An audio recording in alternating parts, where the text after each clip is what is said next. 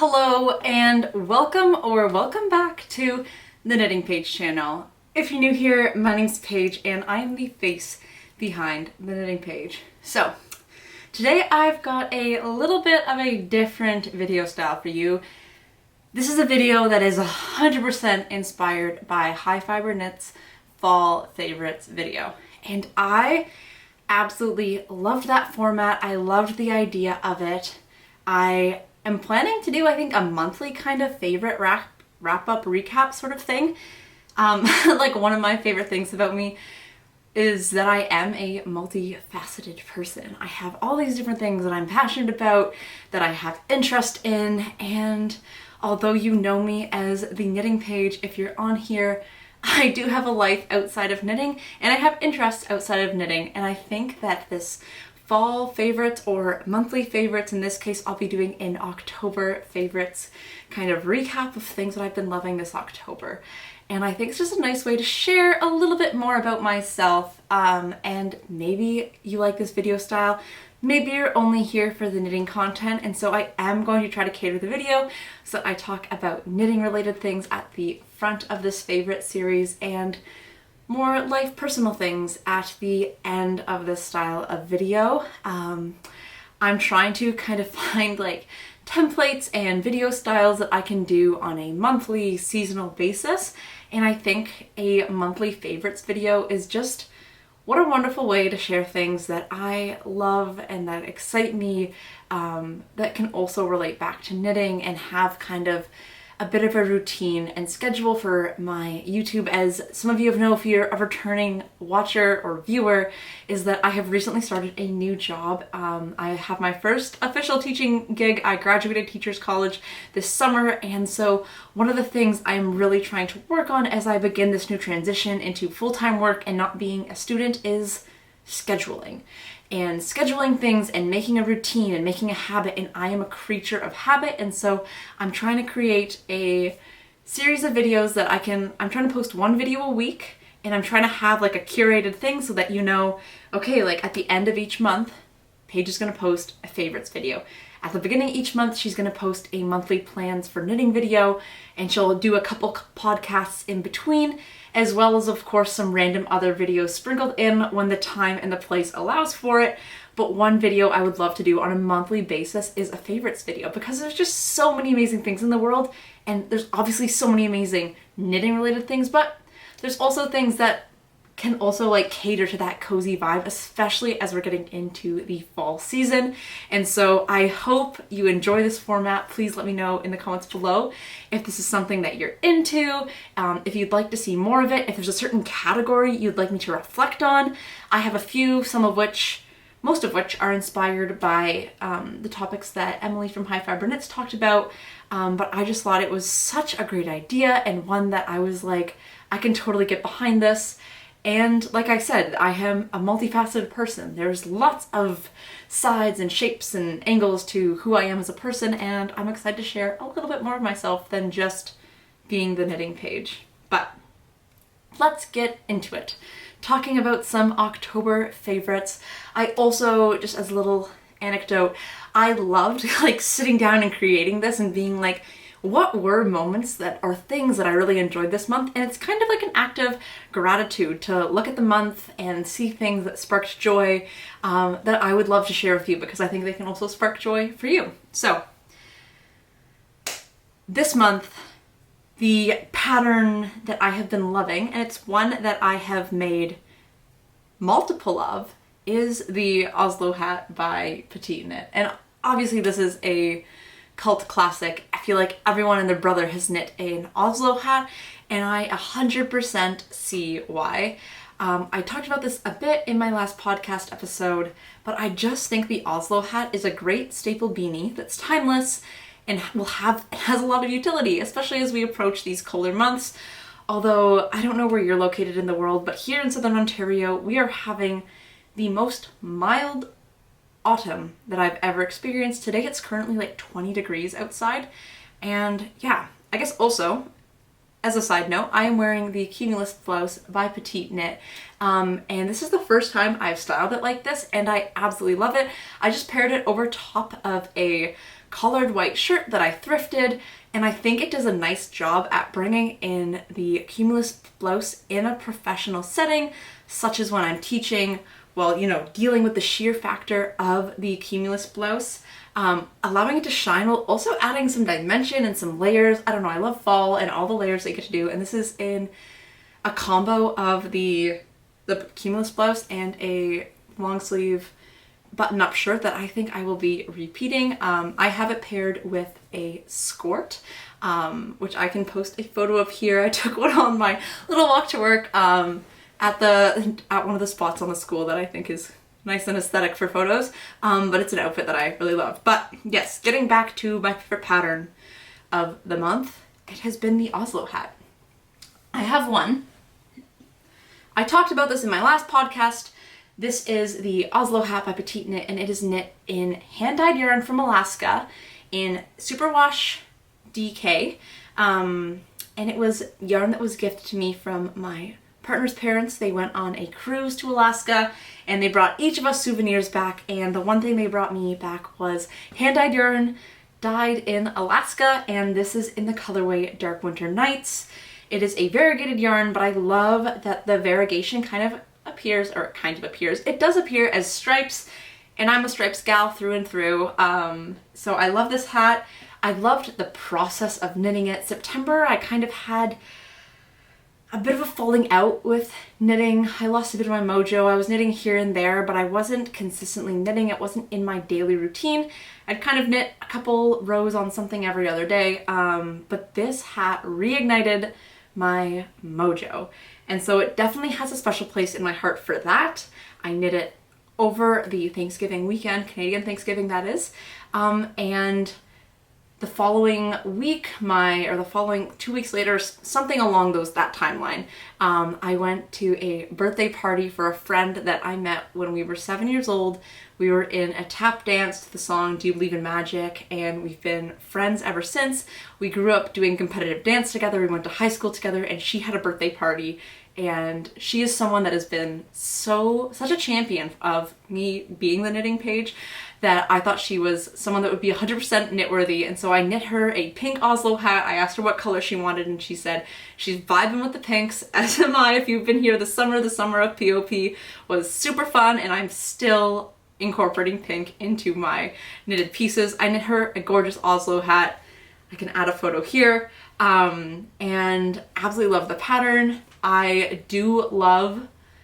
I've kind of been craving some texture, but I love just the mindlessness of stockinette, and the Oslo hat was just a nice mindless project that you can pump out really quickly. It's something that I can throw in my teaching bag, so if I have those breaks during the day, I can just knit a couple rows on it and not really have to think.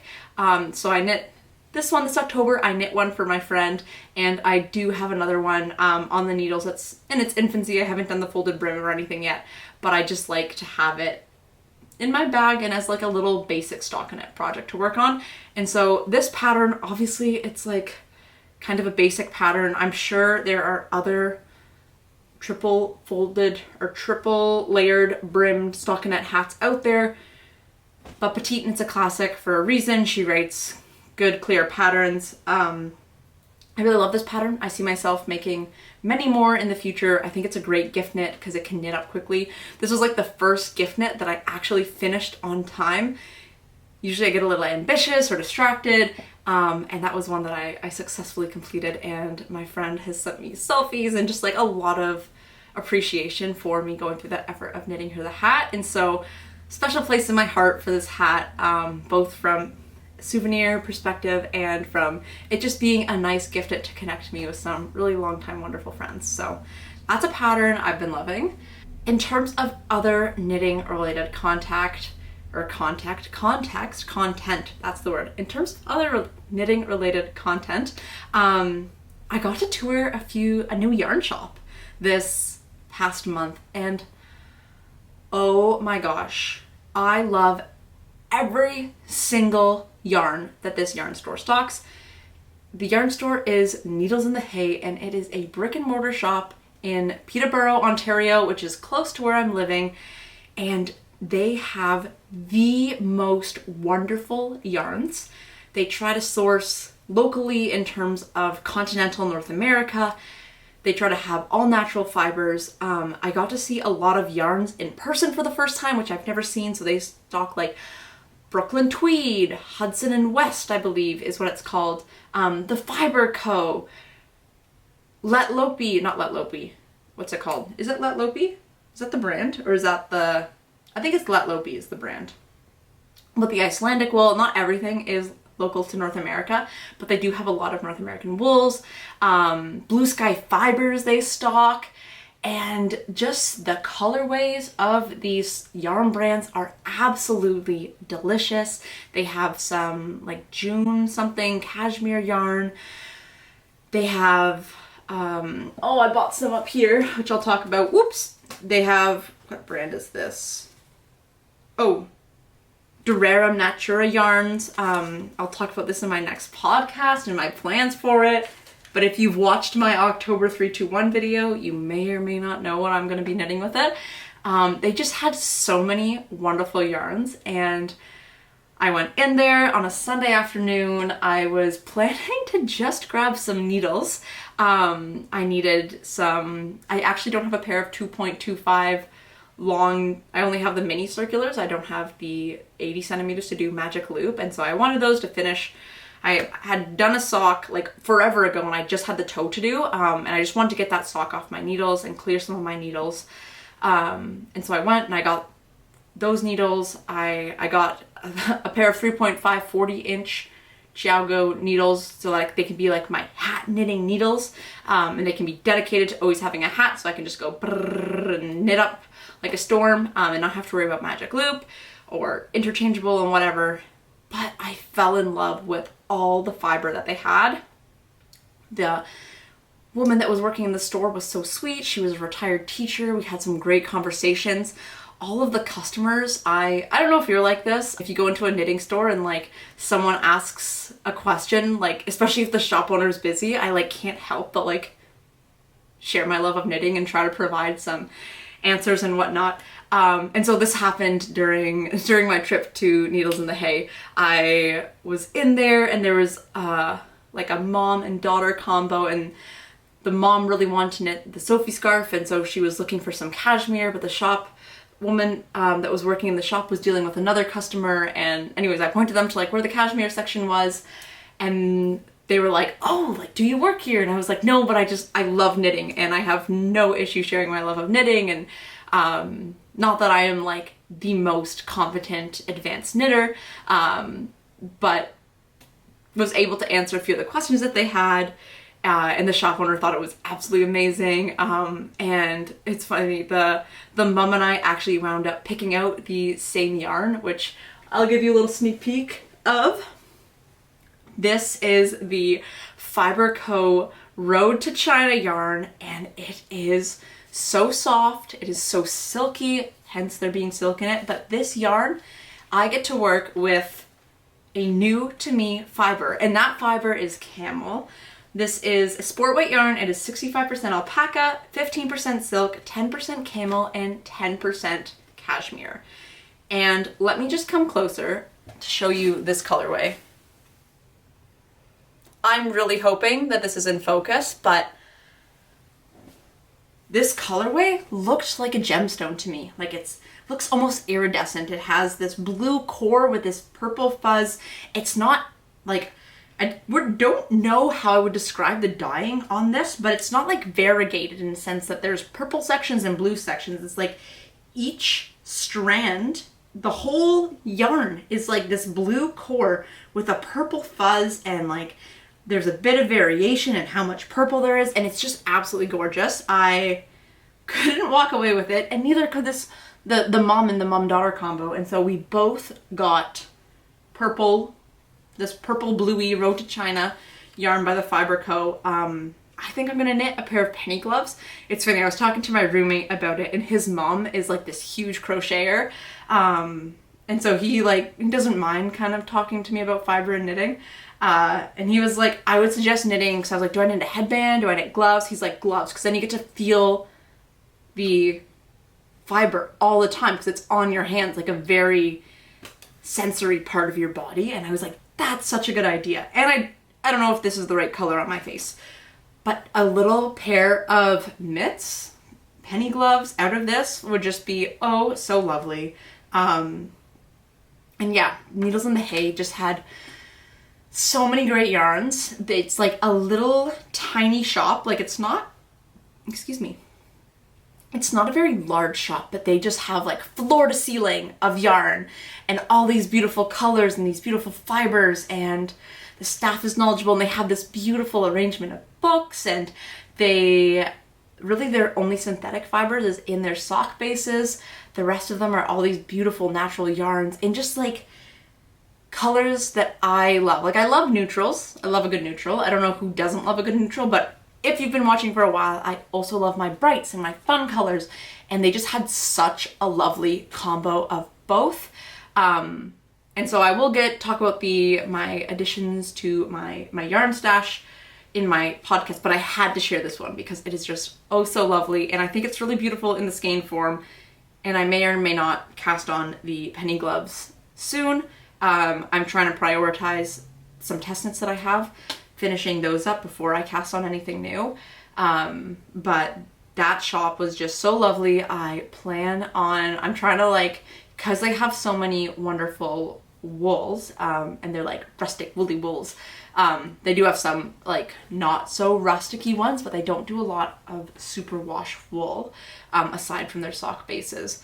And I'm a woolly wool girl. Like I love wools. I just love geeking out on like supporting local-ish to me fibers and like feeling that sheepiness in the wool. I have mentioned before that I'm not very sensitive to different fibers, and so I'm lucky in that sense that I can really rock those woolly wools even if it is around a sensitive area. And so I'm like, I've been on Ravelry being like, what project do I want to go and invest the money in to buy some amazing yarn from the store that I haven't worked with? Shelter by Brooklyn and Tweed is definitely one yarn where I'm like, it feels so soft and plump and like so different than any other yarn I've worked with before. So that's one. They also have Corey which is like the chunky weight one. Not a big chunky knitter, but both of them are just so beautiful. Anyways, Needles in the Hay is a local yarn shop. If you are in Canada or the US, they do ship to Canada and the US. I would highly suggest checking them out. They just have so many wonderful yarns. And of course, I have looked at them online before because they do sell a lot of brands that I don't see readily available to me in Canada. And they sell like all of them, and I've been intrigued with their website, and then to actually go in person and touch all the yarns and see all the yarns, like it is such a wonderful experience. If you're ever in the Peterborough area, I can't suggest enough going to check out Needles in the Hay. The other lovely thing is that they're open all 7 days of the week, and so when you I work at a boarding school, and so my job isn't even a 9 to 5. Sometimes it is a 7:30 to 8:30, 9, 10 p.m. at night type of job. And so having a store open on a Sunday, which is one of the days that I actually have off with no duties, especially during the day. I sometimes have a evening duty on Sundays. It was awesome to be able to drive to Peterborough and go and get my needles and check out the yarn and have that nice relaxing weekend, especially in the fall with the changing leaves. After I visited the yarn shop, I took my dog for a run on the little path that went along the river. Here's some photos from that run, and it was just such a wonderful afternoon, and just have such a jolly like memory of that day, and that yarn shop was definitely aided in that positive vibe reflection, and it's something that I just wanted to share with you in case you're ever in the area or want to support a Canadian yarn shop or have heard of Brooklyn Tweed and Blue Sky Fibers but don't really know where to get it from. If you're Canadian, Needles in the Hay sells it, as well as many other lovely woolly wool yarns that have a relatively small footprint in terms of where they're produced, dyed, and sourced. And I'm all for sustainability and supporting local wools. Not that I feel like knitting is a craft where you're so conscious of what you're buying and what you're doing that it's just absolutely wonderful. Just wanted to share that yarn store. In terms of the last knitting thing that I have been into, and it's more of like a style, aesthetic, ambition, it is layering. and I'm doing it today. I have my cumulus blouse rocking over top of a button-up shirt. But one thing I'm really excited to experiment with is doing vests. And I don't currently, I have one, that's a lie. I have one knitted vest, knits. This one here, it's my Queen's vest, my ode to my Bachelor of Education University. And I love wearing it. I think it's such a fun piece, especially that one. I can wear it with a shirt on underneath, or I can also rock it on its own as like a sleeveless top. But I want more vests in my wardrobe, and so in my November plans video, you'll definitely see this October favorite of styling and seeing like my Pinterest with different vests and just the different layering being reflected in my knitting plans for November. And I just think, especially with this autumn that is quite mild, as much as I want to be rocking like all of the woolly sweaters, I do find that like it just gets too warm by midday, and so having that vest to still provide that knitted look and to be able to have pride in the articles and the pieces that, you know, we all work so hard to create, and be able to wear that as well as having a lighter piece on underneath, and like depending on the vest, having that flexibility to take it on or take it off, and just be able to be there's less fabric, so it's going to be a bit cooler, right? And I'm excited to experiment with layering some vests once I have these vests in my wardrobe and in my possession. But it has been on my Pinterest when I'm looking at fall outfits, and I'm in this, like, as I mentioned before, this new kind of era where I'm trying to navigate, you know, what is professional and how do I dress as like a young 20s something person that's still professional and doesn't make me feel like, I feel like a lot of the professional looks to me, it's like, oh, I feel like a granny. Not like there's anything wrong with being a granny, but I do still kind of want to play with that youthfulness that I have, and so trying to find that line of professional and playing with kind of that Copenhagen Stockholm style, which I'm very drawn to, and I think a lot of us are drawn to as knitters. In my professional life, I think vests will offer a great opportunity to do that, and so in my November plans video, which will be coming out a few days after this, you'll see some of those patterns and plans reflected in this admiration for this layering piece with vests, and just playing with different textures and yeah, just different a different way that I'm not used to wearing sweater vests, but I've been really attracted to the aesthetic of them, and so that's something I've been loving this October, and I can't wait to make that become a reality in this upcoming November. So I'm looking down here because that is where I have my lists of my October favorites, and those are my knitting favorites. I really love the Oslo hat. I think it's a staple for a reason. I plan on making more, and it's one that has kind of championed this October for me. Needles in the Hay in Peterborough is such a lovely yarn shop that I just wanted to share with you, and it's definitely a new favorite of mine that I can't wait to go back to. And the aspirational project that I want to make is a little fall fabric inspiration vibe is vests. I'm just digging the vests, both open and closed, and again, you'll see that in my upcoming November plans video. Now moving on away from knitting and into more day-to-day things that still kind of champion that cozy vibe, but they're not inherently knitting related. And so when we're talking about food, I feel like food is one of those things. I love it because it connects people literally from everywhere, because we all have to eat to provide our basic needs. And food is just, at the school that I'm at, one of my favorite things about it is that we eat as a school in a dining hall every day for every meal, especially if you're living on or close to campus.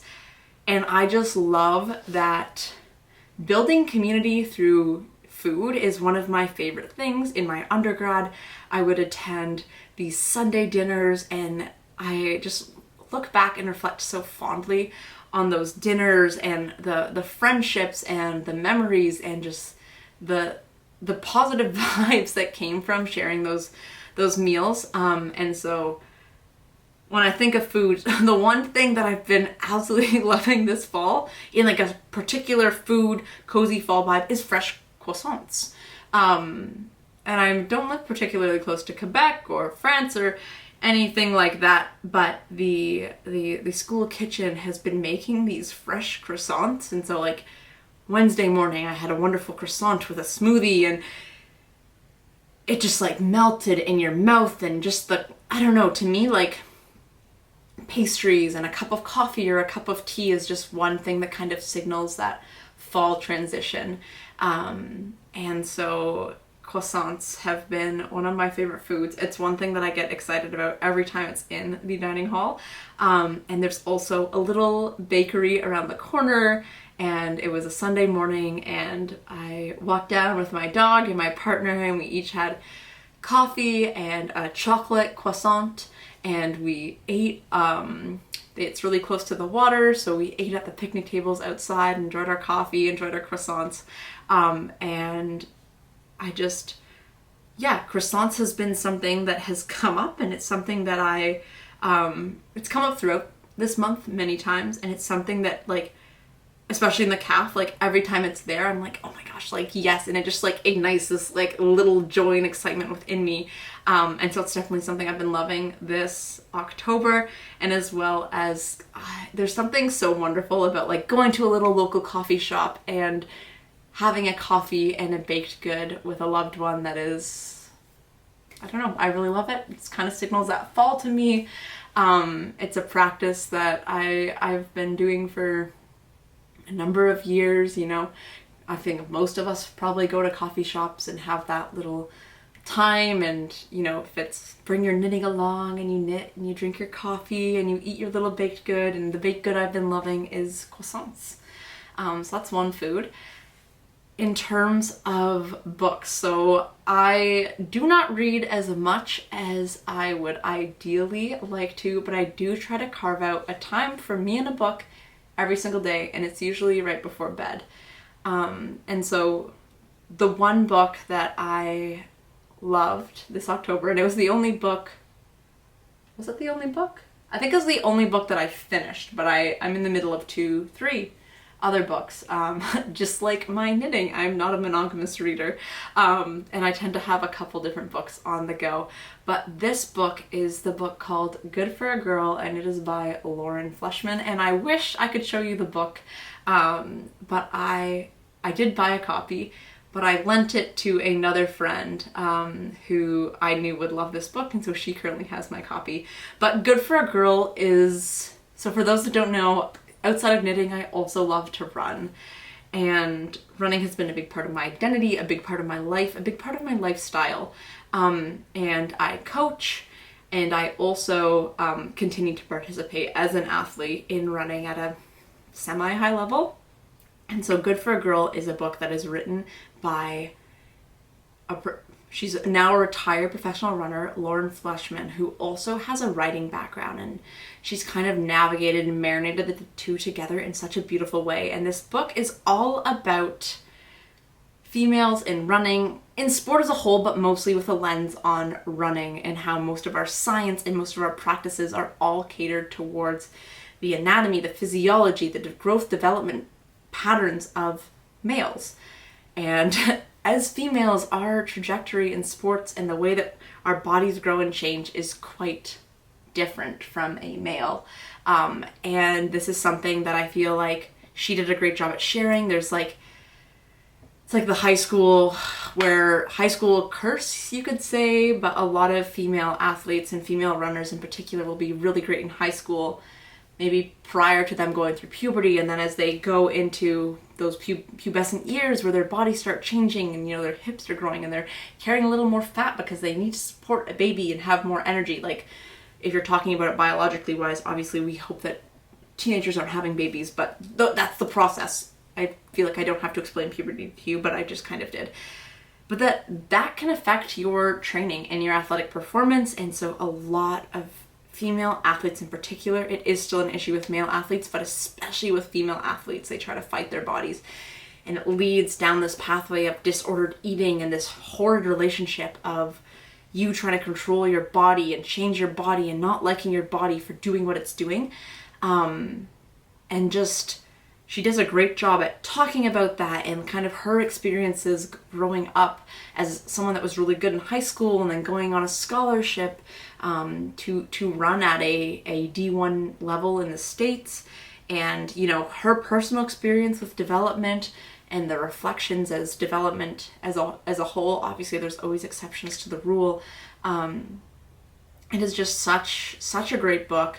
And I think as someone that coaches at a high school level running, and that also coaches at a university level, that it's just a book that like any coach, anyone that's really involved with teenagers, should read, because most of our research does stem from males. And, you know, a lot of races in the Olympics for women weren't added until recently. The first time the marathon happened in the Olympics was 1984 for women, but it's been in the Olympics for men since the start of the Olympics, and steeplechase was only added in the year 2000, I believe, or the 5K. Like, within my lifetime, there have been events that have been added for women athletes to compete on that's equal to their male counterparts. And I just think that it's just such a great read, and kind of the empowerment as female coaching, and as someone that is female, and that is involved in coaching and just involved in sport in general, just having a female author and just kind of be an advocate for female sports. And one of the big points was about maternity leave if you're a professional runner, and how it wasn't supported until like very, very recently, and even then it's not fully supported all the way by all companies, and just that the sport is catered towards the male lens, or even if you are a female in it, it's that like sexy sexual side that gets promoted instead of like your ability and who you are as an athlete. It was just such a great read. I blew through it, and I lent it to another friend who works at the school and was also a varsity athlete, but she was on the sprint side of things. And so I want to share the love of this book, and it's one that just resonated really well for me. Was relatable, and I can't suggest it enough if you are someone that is into athletics, or if you interact with young people in a coaching way, young or old people, people of all ages, if you interact with them in some sort of coaching way or some athletic way. Such a great read. Okay, I have two more categories. I have music and I have a recipe. And so I'm going to go to recipe next. And I am very lucky in that almost every single one of my meals is made for me in the school caf. And honestly, the school caf is so good. They try to get local produce, like our bread is from the bakery down the street, and their vegetables are from local farms.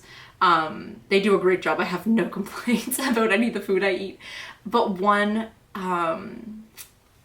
recipe that I really love and really reminds me of fall is soup. And I'm hosting this tomato soup core knit along with Emily from High Fiber Knits and Gabby from Gabby Sews. And the recipe that I have is not tomato soup, but it is still a soup, and it is carrot ginger soup. I love this soup, and the recipe that I use is from a cookbook that is written by a professional runner. It's and her college teammate. It's in either Run Fast, Eat Slow or Run Fast, Cook Fast, Eat Slow. She has two different versions of this book with recipes, and they're all whole foods recipes with nourishment to fuel your body, feel good, get a high nutrient load in, and through that athletic lens, again, written by a female runner. And just so she has a carrot ginger soup recipe, but I'm obviously not expecting all of you to go buy this book. If you do like to cook, and if you also dabble in athletics, I can't suggest that cookbook more than enough. I've never made a recipe from either one of her cookbooks. She also has a breakfast one, but from the ones that do mains, I have not made a recipe that I have not loved.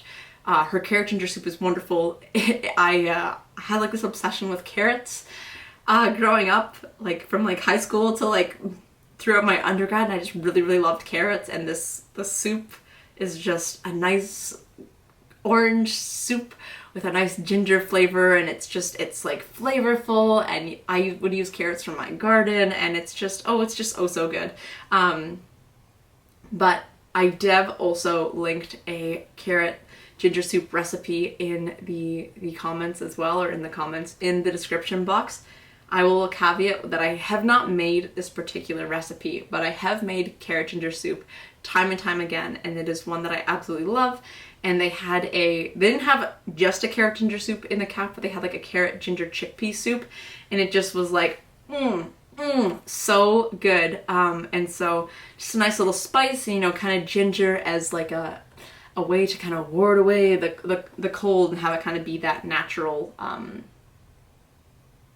cold remedy, sick remedy. I feel like ginger is always something people say to eat when you're sick, and with the change of weather in the fall, and like especially working at a school with children that sometimes don't have the best hygiene, where they're, you know, there's kids that will like cough into their hand and they'll go and touch their computer, and you're like, like hand sanitizer, like cough into your sleeve. Total tangent, but carrot ginger soup, I love it. I've linked a recipe below. It is an October favorite. I suggest you also make it an October favorite for you. And the last category is music. And so I am not like a crazy music connoisseur. I love music. I've always loved music. But I'm not like a artist, song expert. I'm an Apple Music user. I don't use Spotify, and so I do love it's funny, I know I have some friends that do not like pre-made playlists. I love pre-made playlists for certain vibes, but I also love the Discover feature on Apple Music, and I know Spotify has a similar one, and like based on algorithms or whatever, they suggest music for you. And the one song that they suggested to me that I was like, oh, it is just so good, is Free Love by HONNE.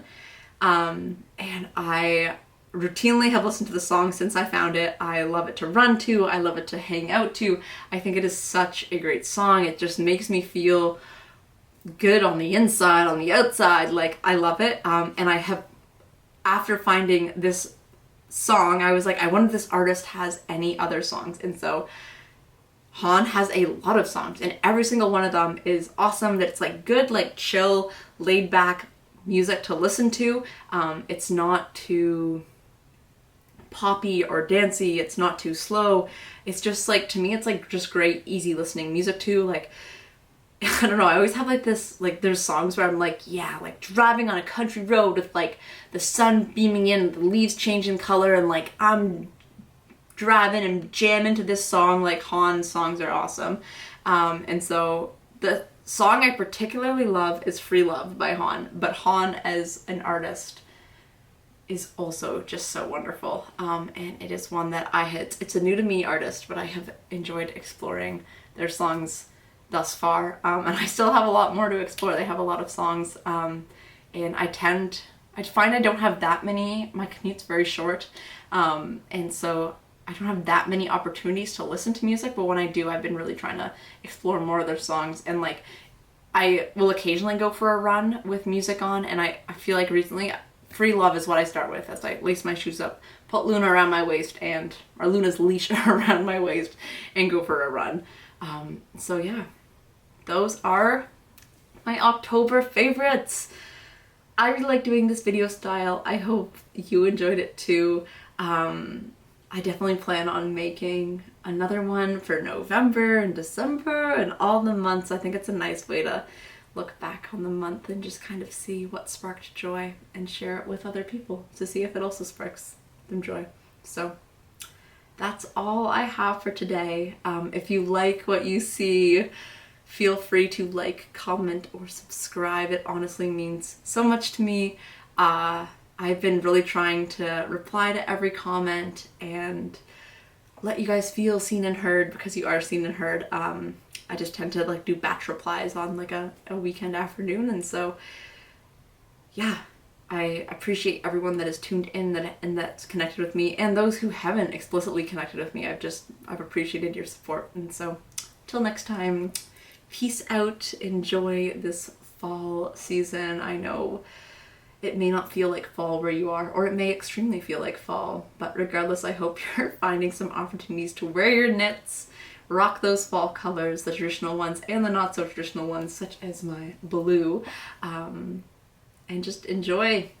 Find your favorites, find the little things that spark joy in you. Anyways, peace out.